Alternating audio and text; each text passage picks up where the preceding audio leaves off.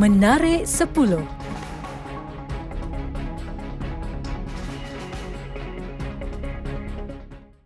Jabatan Bomba dan Penyelamat Malaysia JBPM Sarawak menggunakan teknologi drone dalam operasi mencari dan menyelamat SAR mangsa baham buaya di negeri tahun 2020.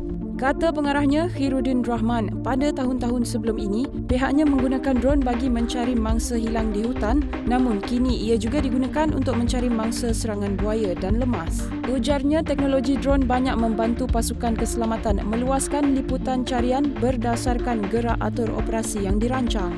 Setakat ini pihaknya mempunyai 3 drone tetapi turut bekerjasama dengan badan bukan kerajaan dan persatuan yang bergiat aktif dengan penggunaan drone.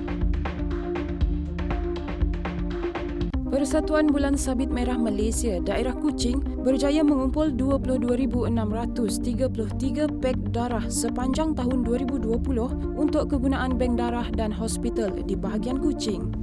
Justru kerjasama dengan golongan belia dari pelbagai agensi, syarikat swasta dan persatuan lain akan terus diperkukuhkan bagi menyelamatkan nyawa yang memerlukan. Persatuan Penderma Darah Sarawak akan mengadakan kempen derma darah di Hospital Umum Sarawak pada setiap bulan. Antara kebaikan menderma darah ialah mengurangkan risiko sakit jantung selain memastikan tubuh badan sentiasa dalam keadaan baik. Sebanyak 277 ular pelbagai spesies ditangkap oleh pihak Bomba dan Penyelamat Miri dari Januari hingga Disember tahun ini. Tangkapan ular tedung adalah yang tertinggi iaitu 39 ekor, diikuti ular sawa sebanyak 34 ekor. Sementara itu, ular sawa antara yang paling banyak ditangkap di kawasan rumah sekitar Miri.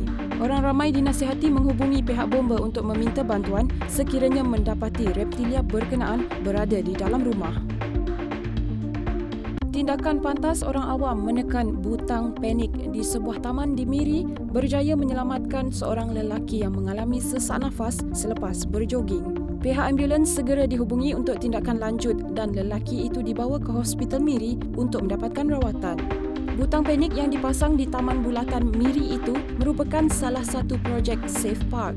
Safe Park adalah salah satu modul dalam program Miri Smart City Proof of Concept yang mana projek tersebut dijalankan di Taman Bulatan, Wireless Walk, Handicraft Center dan Taman Dataran Kipas.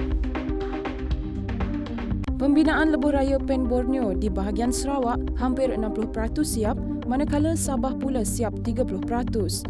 Justru Kementerian Kerja Raya akan berbincang dengan Sabah bagi memutuskan langkah untuk mempercepatkan Pen Borneo Sabah. Menterinya Datuk Seri Fadilah Yusof berkata, Sarawak dan Sabah memerlukan lebih banyak jalan raya.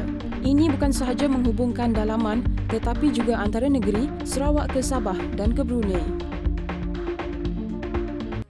Pertubuhan Keselamatan Sosial Berkeso menyediakan 1 juta kit ujian saringan COVID-19 untuk kegunaan pekerja asing. Kit ujian itu diagihkan tanpa bayaran kepada klinik yang menyertai program saringan COVID-19 bagi pekerja asing yang bermula sejak 1 Disember lalu secara berperingkat.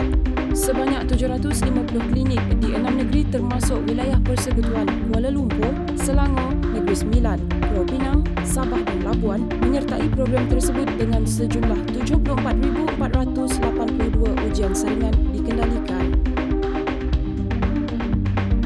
Seorang nenek berusia 70 tahun dari India telah mendapat pengiktirafan dari YouTube apabila video-video masakannya dilaporkan mendapat jutaan tontonan dalam sebulan.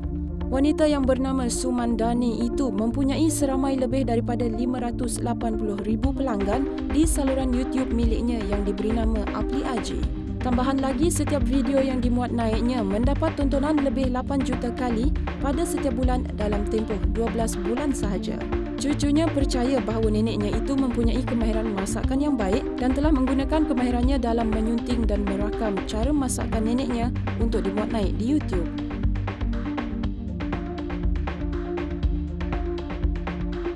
Yuichiro Hata, penggubal undang-undang dan bekas Menteri Pengangkutan Jepun, meninggal dunia akibat jangkitan COVID-19.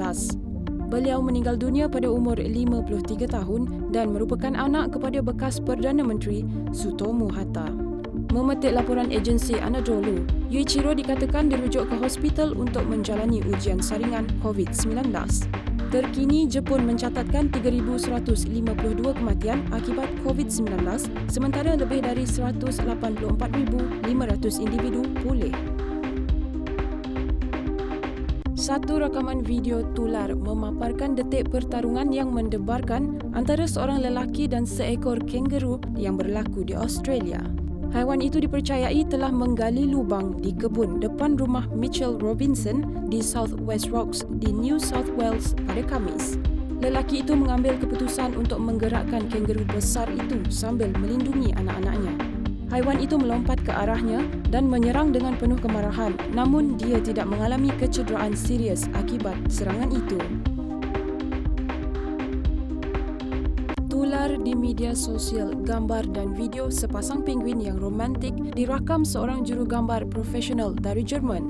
Antara rakaman menarik pasangan penguin itu adalah ketika ia berada di tepi pantai berduaan sambil menikmati pemandangan indah suasana bandaraya.